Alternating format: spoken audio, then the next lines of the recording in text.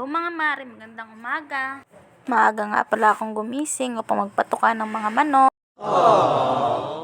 Pagkatapos ko magpatuka, nagulis na ako ng likuran namin. Naalala ko kasi mga mare, nung si mama nun, pagkakagising niya, ang una niyang hinahawakan ay walis at daspan at nagwawalis ng kanilang harapan. Kaya yun, nagaya ko na hanggang ngayon. Pero sa totoo lang mga mare, wala talaga dyang basura. Pwede ba ilayo mo sa akin to? Ayoko makita ito. Maita ulo ko. Bago lang kasi ako at saka hindi ako masyadong marunong mag-edit-edit. Tsaka medyo shy type ako sa camera. Gago! Habang nagwawalis mga mare, tinawag ako dyan ng asawa ko at sabi niya magsaing na daw ako at magluto ng ulam. Luto na nga mga mare ang sinaing ko dyan. Tapos tinignan ko na rin kung luto na rin yung ulam namin nilagang dinosaur. Nanahol dyan sa likod bahay. Hindi totoo yan.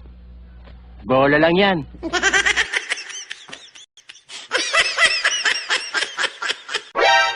Tapos biglang may tuwag sa akin dyan, bumili nga pala si ate dyan ng polvoro naming tinda na walang lasa.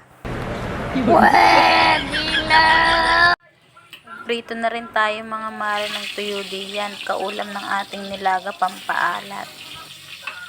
Pagkatapos ko magprito, sabi ko sa kanila kami kumain na. At ako'y nagugutom na.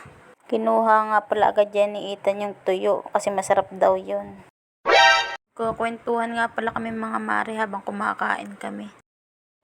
Napaso pa nga ako dyan mga mare pag mamadali ko pagkain. Gago! Masarap kasi mga maring kumain kapag mainit ang sabaw tapos may sausawan kang patis at kalamansi na may sili. Yun, gaganahan ka talagang kumain. Nakakamay lang ako kumain mga mare kasi wala kang pambiling kutsara. Siya mga mare, hanggang dito na lang muna ang aking video. Bukas na lang ulit.